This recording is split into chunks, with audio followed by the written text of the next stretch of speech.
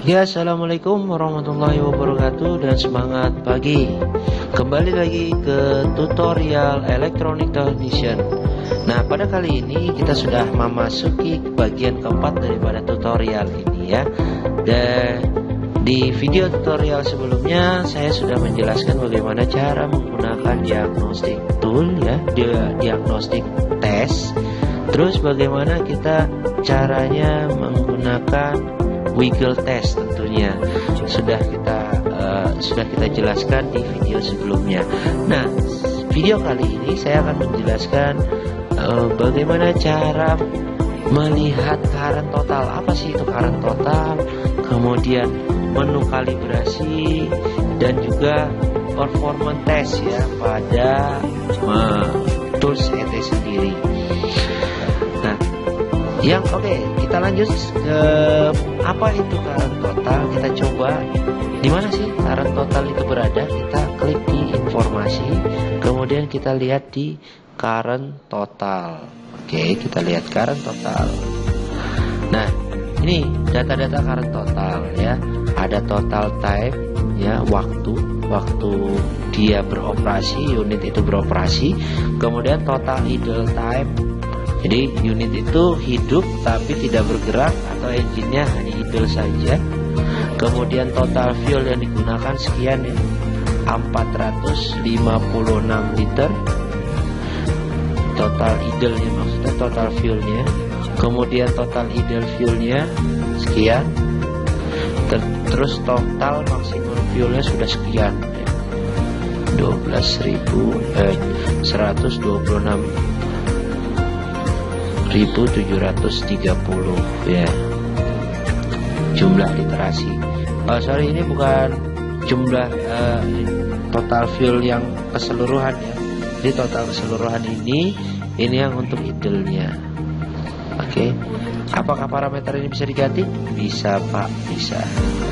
Cuman sebenarnya biasanya di password harus pakai factory password. Saya lupa. Nah, ya kan, dia minta factory password. Jadi semua parameter ini diminta factory password. Nah, sebenarnya total current ini adalah data-data terkait dengan berapa sih engine itu sudah running, berapa pemakaian fuel burningnya, terus load faktornya ya, terus average fuel rate-nya, average RPM-nya, semua terbaca di sini. Ini data-data selama unit itu beroperasi ya. Itu terkait dengan total. Oke, kita lanjut ke menu information. Nah, tadi kita sudah membahas terkait dengan current total ya. Nah, untuk mengetahui performance engine ya, performance suatu engine ataupun mesin, kita bisa mendapatkan atau dapat melihat secara grafik melalui real time grafik. Jadi ini menentukan jadi kita kalau ingin membaca performance unit ataupun engine bisa melalui ini. Kita lihat di real time grafik. Nah, real time grafik ya, jadi seperti ini. Ini sama seperti halnya kita menu status. Bedanya kalau di menu status hanya berupa angka yang ditunjukkan, kalau ini lebih pada grafik. Jadi kita bisa lihat penurunan ataupun kenaikan secara real time ya. Nah, kita coba buat baru dulu ya. Misalnya kita pengen buat namanya sendiri di engine C ya. Saya pengen buat itu saya pengen ngecek performanya engine deh. Engine. Nah, sekarang engine dikatakan baik itu 3 aspek. Yang pertama adalah udara ya, kemudian fuel, dan terakhir adalah panas ya. Ada 3 hal atau temperatur. Untuk mengetahui aliran udaranya, udara yang dikompresikan, berarti kita mesti harus cari tahu melalui sensor Bose pressure. Nah, satu ya. Yang kedua ada tadi apa? Fuelnya berarti yang kita cari adalah fuel pressernya tercukupi atau tidak. Kemudian panasnya dari mana? Bisa dari exhaust temperatur, bisa juga dari coolant temperatur. Oke. Engine coolant temperatur ya. Dan ini sebenarnya maksimalnya bisa 6 ya, tidak boleh lebih karena nanti baca grafiknya kalau lebih juga agak kesulitan. Kita save as dulu, kita namai di sini performance test, boleh sembarang namanya, mau nama diri sendiri juga boleh. Oke, dia akan munculnya seperti ini. Nah, ini dia. Ini grafiknya seperti ini ya. Dia akan terus berjalan selama engine itu beroperasi atau running ya. Nah, kita lihat grafik di bawah yang sumbu X, ini kita ngomong X ya, X yang melintang, yang horizontal, yang vertikal adalah Y. Yang X ini menandakan waktu dia engine itu beroperasi, jadi setiap step-stepnya.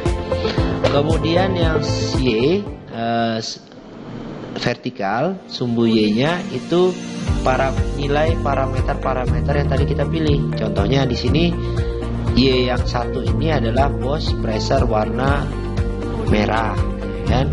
Kemudian di sebelah kirinya itu exhaust temperatur.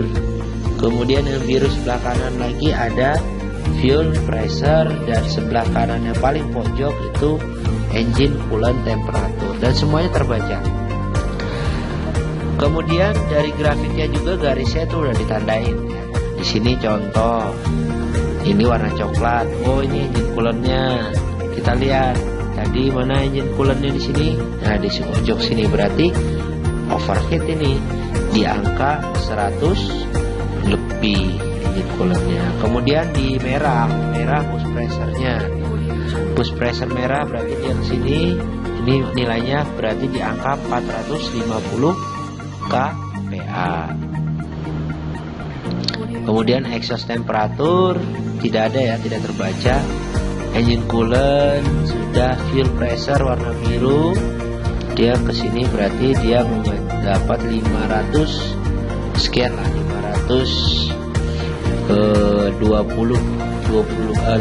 ya, 550 kPa untuk tekanannya. Ini kemudian kita lihat di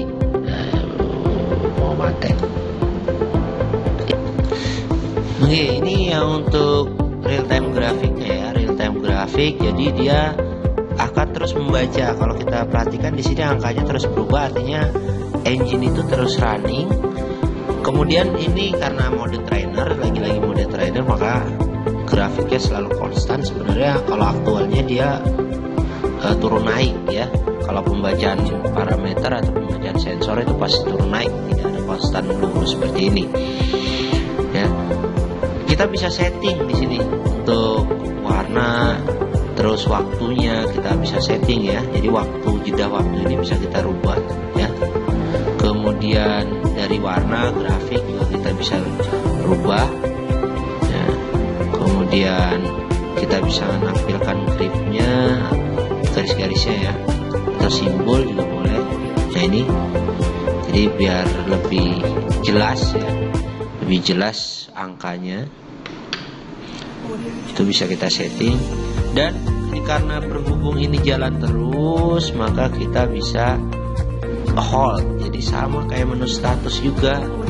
Ini kita bisa hold, kemudian kita bisa reporting juga sama. Nah, file, print to file sama bisa ya, bisa juga. Data desktop, saya kasih nama lagi. Oh, mati.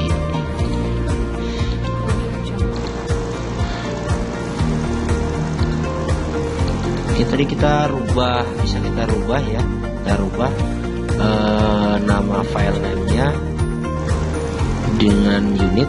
Kemudian kita simpan di desktop. Kalau saya lebih senang di desktop karena lebih mudah dicari ya, mudah save. Kita lihat tampilannya seperti apa. Ini dia muncul.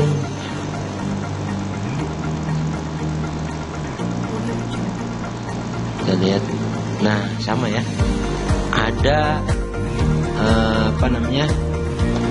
tampilan atau gambar grafik yang tadi kita buat. Ya. Ini buat reporting sangat bagus ini karena dia bentuknya PDF ya, formatnya PDF, terus sudah tersusun rapi, jadi bagus. Untuk nggak perlu lagi kita repot-repot untuk snipping tool dan sebagainya ya, kita udah langsung jadi. Kemudian di ini kita balikin dulu legendnya atau ini catatannya, note-nya itu bisa kita setting ya. Kita hilangkan salah satu parameter juga boleh, kita satu aja atau 2, 3 boleh kita setting di sini. Nah, itu untuk real time grafik yang mana ini tidak ada batasan waktu ya. Misalnya si teknisi mau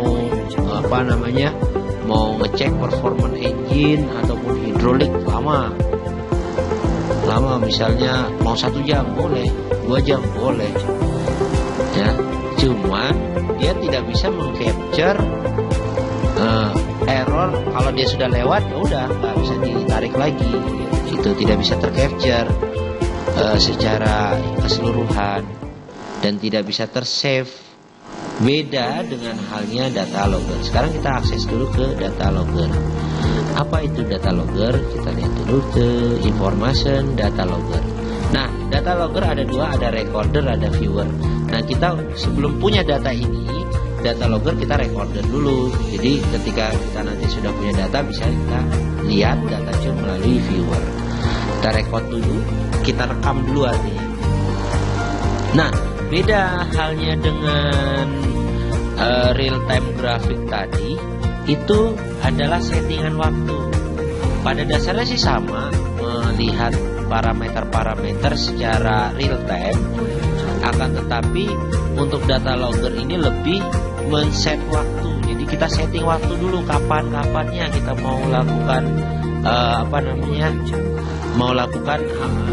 real time data, pengambilan real time data.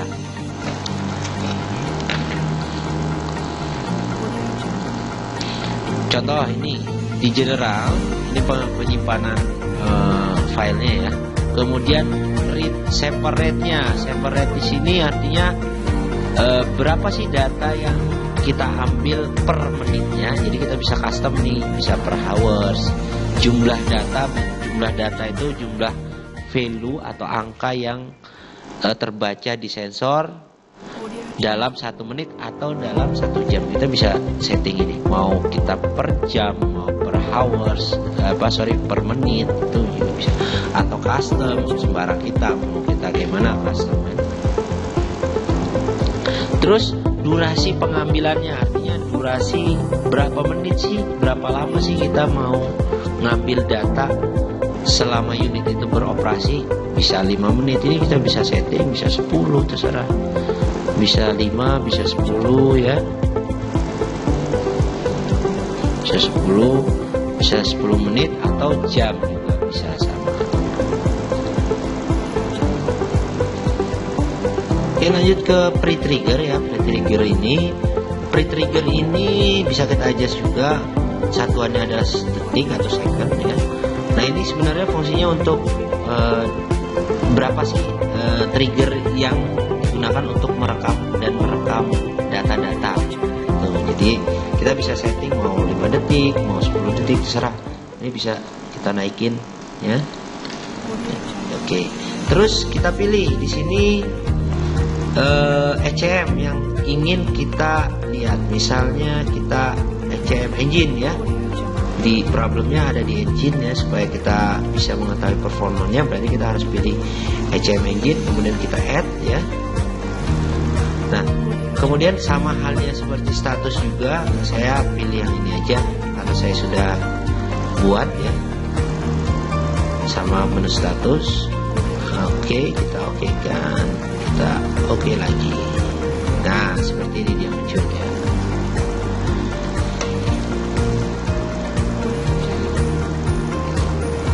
Tampilannya kemudian akan muncul seperti ini. Di bawahnya ada start, setting, dan graph. Kita coba klik mulai karena ini sudah ya, sudah tadi di setting, kemudian kita start. Nah, dia mulai membaca 10 menit ya. Nah, prosesnya ini adalah membaca semua data-data selama 10 menit ketika kita mulai tekan start, tombol start. Gitu. Nah, tunggu sampai 10 menit. Kelamaan, kita coba stop dulu. Yes. Kita rubah dulu settingannya biar nggak terlalu lama. Kita keluar dulu, nanti kita langsung ke data logger, record. Nanti saya rubah di sini ya, cukuplah untuk 1 menit gitu.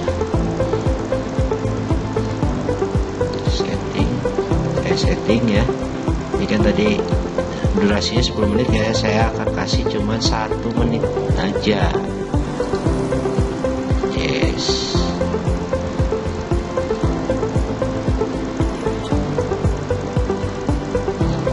Oke, saya start. Yes, saya indis override ya, kita datanya. Nah, ini mulai berjalan. Waktu berjalannya di sini time remaining. Kita bisa lihat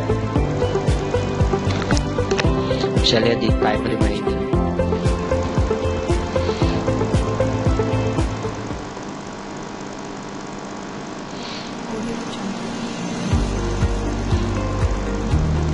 Kita lihat, biarkan dulu. Nanti kita kemudian setelah selesai melakukan download data loggernya, nanti kita lihat grafiknya seperti apa.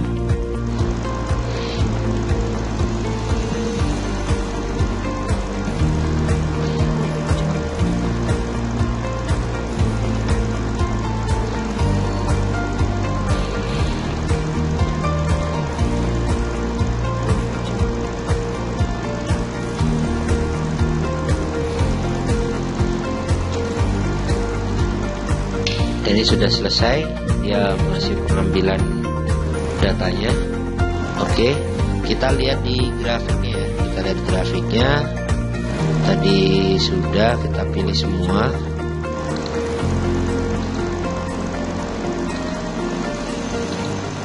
Oke. Nah, ini yang tadi sudah kita lakukan download data logger ya, data logger tadi. Dia berupa grafik juga, sama halnya seperti pembacaan dari real time grafik. Bedanya real time grafik itu real time benar-benar pada saat itu juga. Beda halnya dengan data logger. Data logger itu kita pengen dia beroperasi di mana kita baru mulai melakukan pengambilan data. Dan pengambilan datanya juga bisa kita atur berapa ininya, berapa datanya yang perlu diambil, terus berapa menit, triggernya berapa detik dan sebagainya ya. Dan di sini bisa kita atur juga, semua sama seperti halnya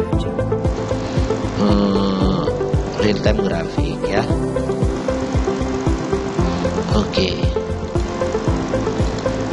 Kita kembali lagi ke data logger, masih ke menu record ya.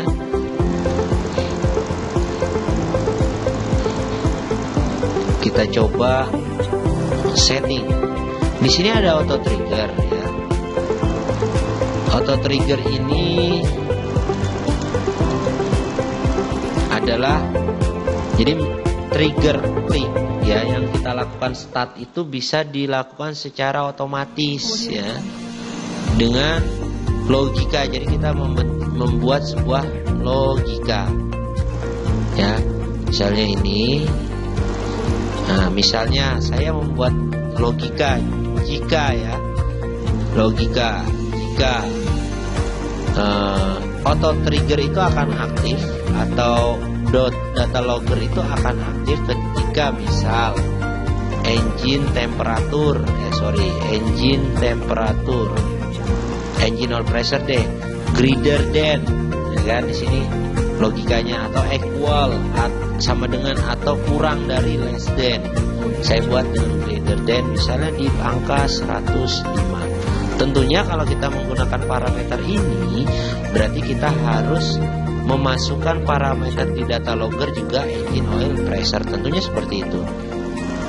Jadi kondisinya ketika apa? Engine oil pressure-nya lebih dari 105 kPa, maka terbacalah parameter, nanti parameter start langsung direkam oleh data logger. Jadi parameter-parameter yang kita pilih tadi itu akan terekam secara otomatis ketika engine oil pressure ini lebih dari 105 kPa. Nah, di auto trigger ini bisa dua kondisi, bisa and atau or. Jadi misal saya buat lagi, kita buat lagi. Auto trigger aktif jika engine oil pressure-nya itu lebih dari 105, dan nanti kalau ngomongnya dan harus dua kondisi yang bersama-sama aktif, baru auto triggernya aktif atau data loggernya diaktifkan untuk merekam. Coba saya coba ini, bisa juga misalnya yang nyambung dikit, misal coolant, engine oil coolant temperatur, nah, itu temperaturnya lebih dari 100 derajat misalnya, nah, contohnya seperti itu. Atau bisa juga fungsi logikanya kita rubah on. Artinya apa? Salah satu kondisi ini muncul, maka auto trigger akan aktif dan data logger akan otomatis mendownload parameternya. Seperti itu. Jadi auto trigger bisa kita aktifkan, ya, kita aktifkan secara otomatis. Oke. Itu data logger. Oke, sampai di sini kita akan lanjut ke menu yang lainnya.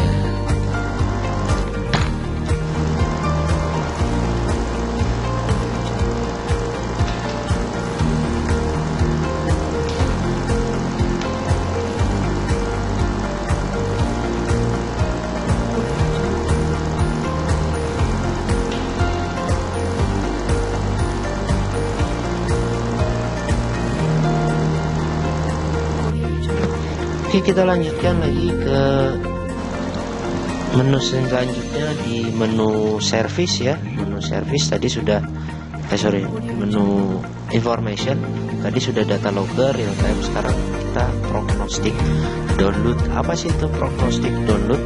Sebenarnya prognostic download itu sama dengan product status, akan tetapi download data prognostic ini hanya data-data tertentu saja yang bisa di-download. Kurang lebih sama sih sebenarnya dengan ini product status report, tapi yang lebih ini lebih singkatnya lah seperti itu. Jadi menu-menu tertentu aja atau parameter tertentu saja yang bisa di downloadnya. Contohnya total idle time dan fuel dan sebagainya. Bisa kita langsung download data, kemudian kita simpan nantinya.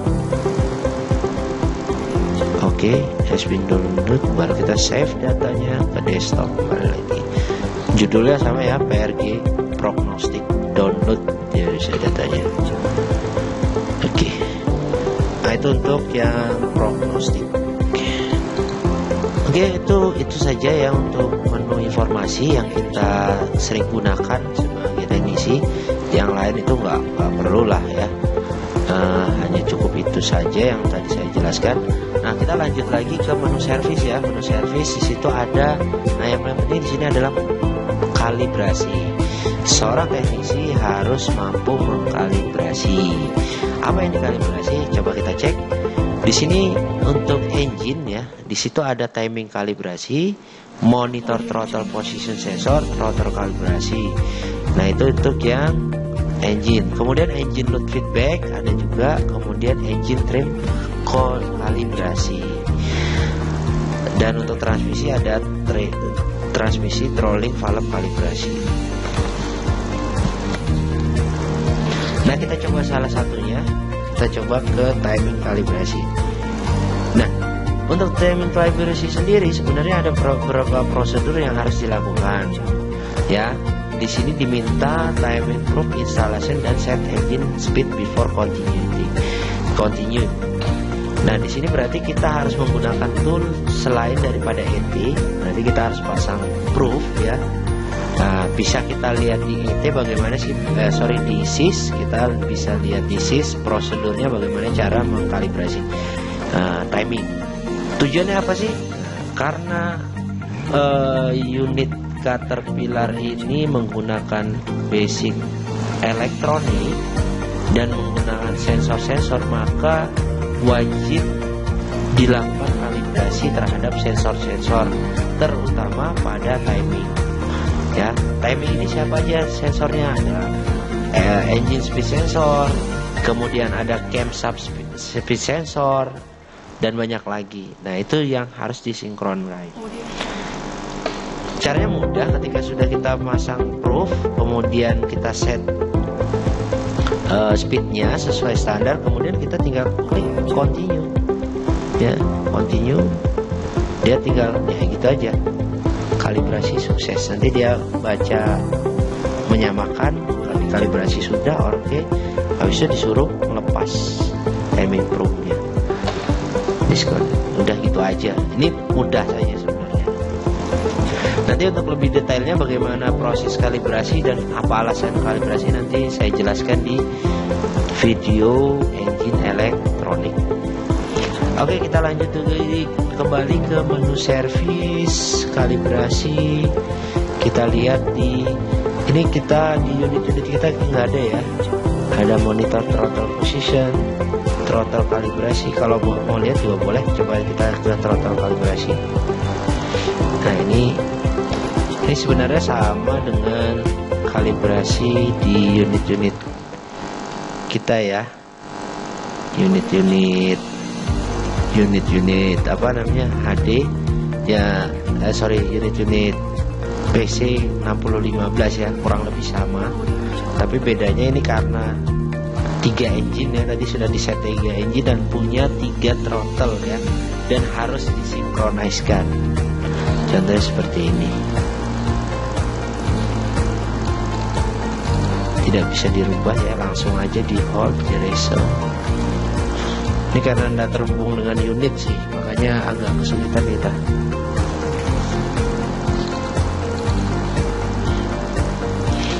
Oke, ini contohnya. Kita kembali lagi ke kalibrasi, servis kalibrasi. Kita coba yang lain. Nah, di sini ada yang paling penting yang sering kita lakukan di unit-unit kita, itu adalah injektor trimming kalibrasi. Apa itu? Nah, ini dia. Ini belum terprogram ya. Kita coba melakukan program ya. Saya coba untuk mengambil datanya dari SIS. Oke. Nah, karena berhubung trim filenya ini belum diprogram ya, jadi ini kemungkinan belum program di tutorialnya. Saya akan coba mencarikan trim code-nya atau trim filenya itu di ET di SIS ya. Ini sudah saya akses ya. Ini saya coba satu SN injektor, ternyata saya dapat nih. Kemudian tadi saya sudah download, kemudian ini terbuka ya. Nah, ini udah di file download. Nah, ini saya coba saya pasang ke injektor nomor 1. Saya change, saya ambil di trim code-nya, tadi ada di download. Nah, ya ada trim code. Oke, yes. Warning effect ball injector select your. Nah, ini karena ini salah tipe, tapi nggak apa-apa. Saya coba. Tetap udah bisa ya, karena dia salah tipe, beda tipe. Open. Yes. Nggak mau dia. Nah, karena saya ambil SN number yang salah, ambil ini nggak mau. Tapi biasa kalau dia mau benar, dia akan muncul di sini. Ya, seperti itu. Caranya cuma change dan itu, dan ambil datanya. Kemudian seharusnya karena ini dia belum diprogram untuk trim code-nya, maka exchange ini belum ada. Sebenarnya menu exchange di sini ditujukan untuk pertukaran daripada injektor. Misalnya injektor 1 mau ke 12 dan 12 ke 1. Kita tinggal tukar aja. Aktualnya sudah kita tukar di unit ya. Injektornya kita swap, kemudian kita exchange exchange daripada trim file-nya. Jadi tidak perlu lagi install, tapi langsung di exchange aja. Ya, itu untuk menu kalibrasi pada injektor ya. Oke, ini sudah tadi gambaran untuk mengkalibrasi injektor ya. Jadi pada intinya injektor trim file itu penting ya. Trim file atau trim code itu penting, fungsinya adalah untuk mengenalkan setiap injektor terhadap ECM-nya ya. Disesuaikan dengan cara apa? Dengan cara menyamakan SN number pada setiap komponen atau setiap injektor ke ECM. Nah, selain itu sebenarnya ini akan dijelaskan kenapa sih perlunya memasukkan SN number atau trim file ataupun trim code pada injektor. Itu akan dijelaskan di engine elektronik untuk lebih detailnya ya, kenapa mesti harus dimasukkan. Itu nanti kita jelaskan di video berikutnya. Nah, untuk menu-menu yang lain sebenarnya untuk kalibrasi ini itu banyak ya, bukan hanya injektor, bisa ada hidrolik dan sebagainya, tergantung daripada unit ya, unitnya. Jadi masing-masing unit, masing-masing engine itu punya perbedaan di menu-menu yang ada di sini, sehingga kita nggak bisa artinya ketika kita melihat video ini hanya ini aja yang kita gunakan, tapi kita harus melihat kebutuhan daripada setiap unit masing-masing. Contohnya di unit 6015 cat ya, itu ada menu kalibrasi untuk joystick, ada menu untuk kalibrasi pompa dan sebagainya. Dan itu perlu teman-teman coba sendiri bagaimana proses kalibrasinya ya.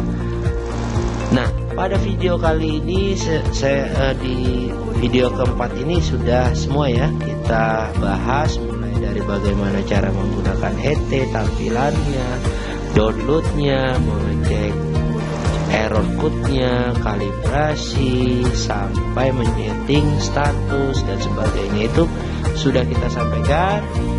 Namun ada beberapa fitur-fitur daripada ET sendiri yang saya tidak ingin jelaskan karena bukan bagian daripada pekerjaan kita sebenarnya. Sebenarnya bisa kita lakukan, tapi itu ranahnya adalah dealer, sehingga saya hanya membatasi sampai penjelasan di sini saja. Nah, nanti untuk ET sendiri penjelasan lebih detailnya nanti akan ada di engine elektronik. Dan juga jangan lupa teman-teman menonton bagaimana penggunaan SIS, karena ini juga terhubung ya, terkait dengan penggunaan SIS. Karena contohnya ketika teman-teman melihat adanya error atau fault code, berarti referensinya adalah di SIS ya. Jadi semua yang ada di video saya tolong ditonton ya, tolong dipahami dan diaplikasikan di lapangan. Oke, sekian, terima kasih dari saya dan teman-teman tim Ruang Trainer telah membangun channel ini ya, sehingga bisa berbagi ilmu buat teman-teman semua ya.